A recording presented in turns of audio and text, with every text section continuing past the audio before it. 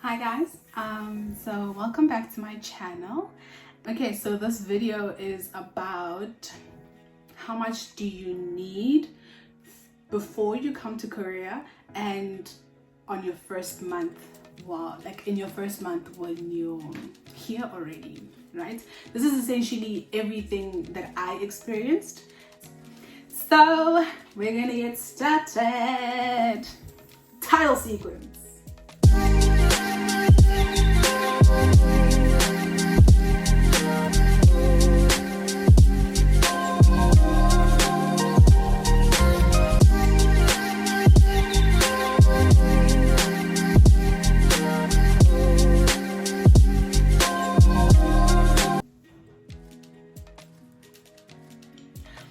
Okay, so before I left for Korea, obviously like everyone else is wondering right now, like how much will I need, how much should I take with me, how much am I going to be spending, and really just how much you need for the whole Epik experience, you know. Essentially, the first thing that you would think about is like how much it is to apply to the Epik program and all that. Honestly, you should not be paying to apply for the Epik program. It is a free program, so that is 0 rands. If I know some people have paid for agencies, but like that's back then. Now agencies don't require you to pay them. They get subsidized by the government in Korea. Agencies like Hands Korea, Korea, and Korean Horizons are really great for you to go to because you don't pay, and some of them really, they'll pick you up from the airport, they'll put you into a hotel, you'll need to feel the other teachers that you'll be with, you know? So you basically do your application. If you guys need any help with your application form, I have linked below Alisa Jonas's video where she was actually filling out the Epik application, and she takes you through everything like step by step. So you should check that out, like not like now, but after my video, you know. So the first thing that I paid for was my TFL certificate. If you already have a TFL certificate, that's great, well done, congratulations. If you don't have a TFL certificate, I paid 715 rands for mine, and I did it through Global TEFL. But Alisa Jonas always got your back. Alisa Jonas has a promotion running right now with a TEFL certificate company where you can actually get your TEFL for 400 rand. I have also linked that down below in the description box. So if you don't have a TEFL, please get yourself a TEFL. Cool. So that's the first thing I paid for. The second thing I paid for was my police clearance. So I went to my local police station. I stayed in Midrand, so I just went to the Midrand police station, and they charge 114 rand. I don't know if that's still the price right now, but if it isn't, if it has changed, guys, please update me in the comment section and I will pin it up. So please take the full amount in cash. So like it mustn't be 120 or 150 or something. It must be exactly 114 rand. The reason for this is they will not give you change for the money that you pay because they don't carry change on site, and they don't have any card facilities, so they wanted cash, and that are it. The third thing that I paid for was the actual flight, essentially the thing that most people are worried about. So my flight was 7,355 with some change, so 7,356 basically, right? The reason why it was so low is because I have a Standard Bank credit card.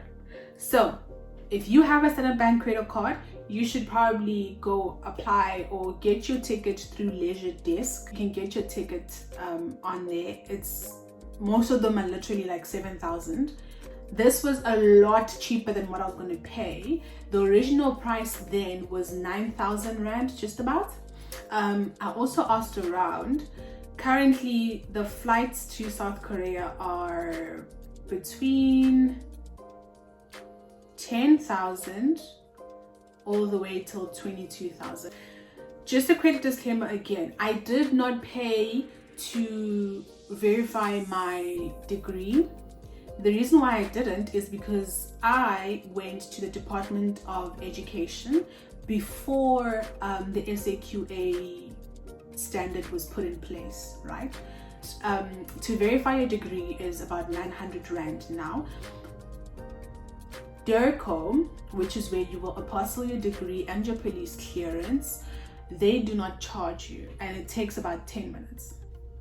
I go into detail about this in one of my other videos. I will also link that down below. The next thing that I paid for was sending guys.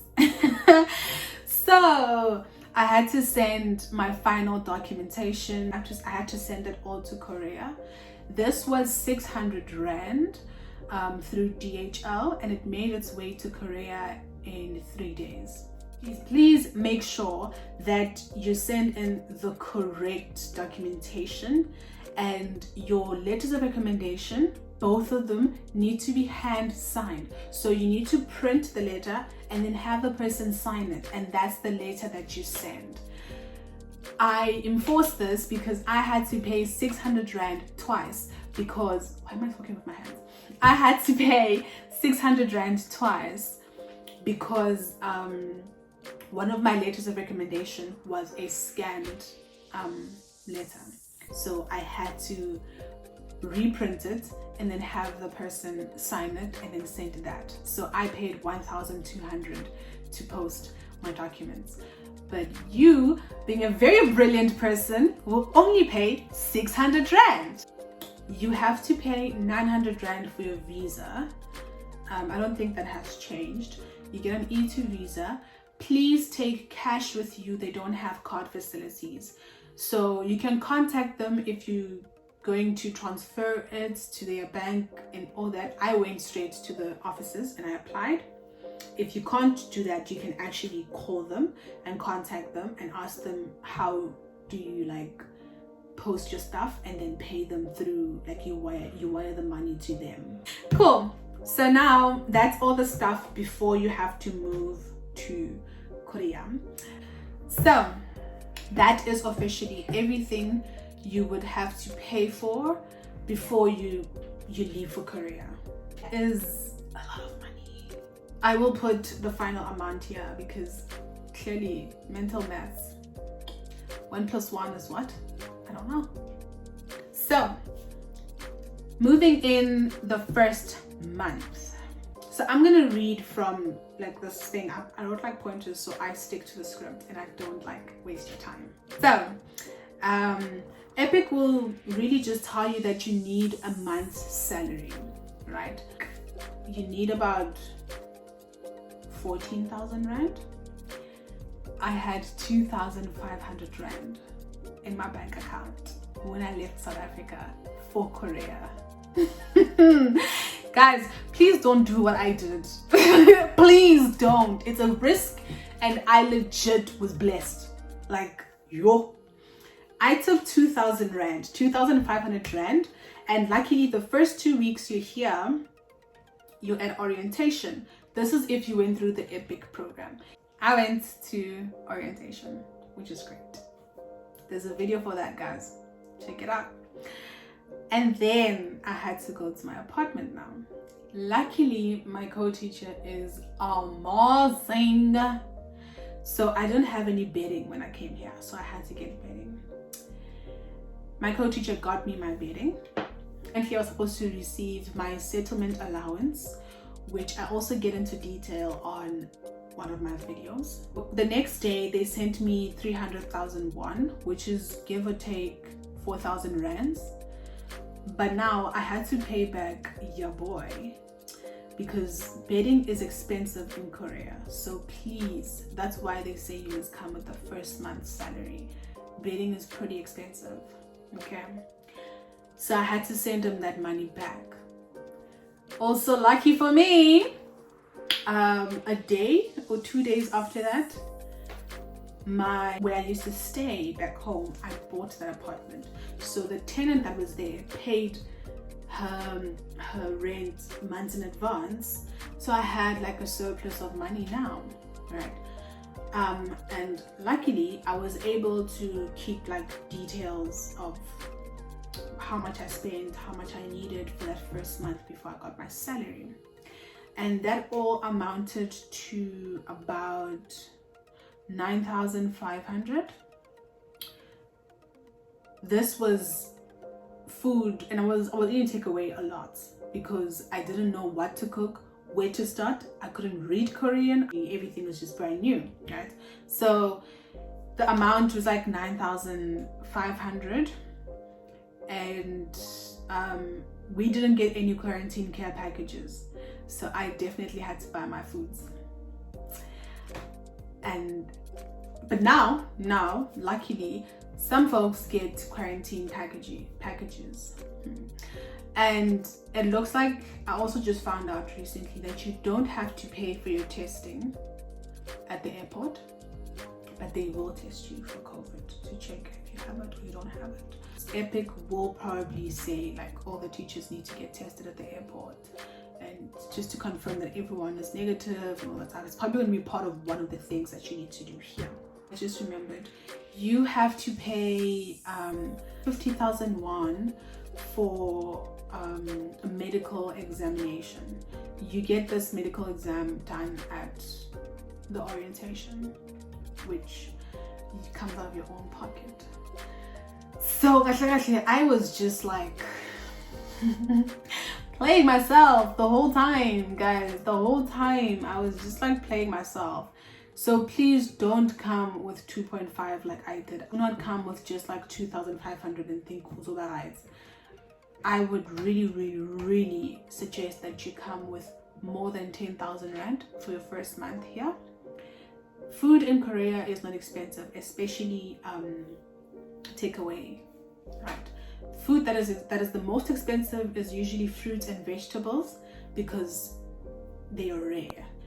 If you're going to come here and you happen to not get a quarantine package, please just bring more than 10,000 rand. That's just for your food and your toiletries and stuff that you might need, because some people come here and their apartments are completely empty and they have to start all over again. And the school will pay you back, but it's just at the time you're gonna need a few things for the night, for the first night, the second night, and then food for the rest of the month. So yeah guys, that is the end of my video. And don't forget guys, they pay you back this money. This is yours. This is then become your entrance allowance, but it only comes either with your first salary or 6 months down the line, like I've mentioned in my other video. So yeah guys, we've come to the end of my video. Thank you so much for sticking it through till the end. I hope it is informative. If you have any more questions, please don't forget to comment down below. If I've gotten anything wrong, please do not hesitate to correct me. And please don't forget to like, comment, share, and subscribe.